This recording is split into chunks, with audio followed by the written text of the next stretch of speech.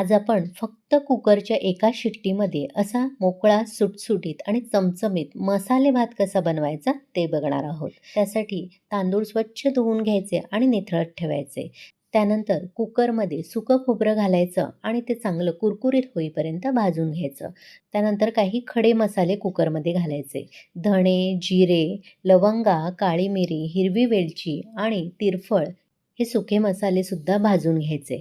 त्यानंतर कुकरमध्ये तेल चांगलं गरम करून त्यामध्ये मोहरी, जिरे तडतडू द्यायचे. उभा चिरलेला कांदा घालून व्यवस्थित परतून घ्यायचा. त्यानंतर टोमॅटोसुद्धा मऊसूत परतून घ्यायचा. आता जे कोरडे मसाले भाजून घेतलेले ते मिक्सरला बारीक वाटून घ्यायचे. त्यानंतर मिक्सरमध्ये कोथिंबीर, हिरवी मिरची, आलं आणि लसूण घालून त्याचीसुद्धा बारीक पेस्ट तयार करायची.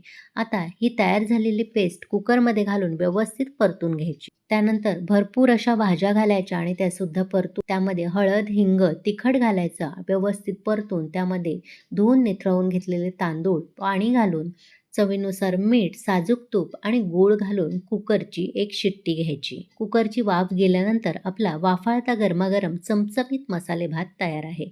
तुम्हाला माझी आजची रेसिपी कशी वाटली? आवडली असेल तर एक लाईक करा. प्रेषिताच किचनला सबस्क्राईब करायला विसरू नका.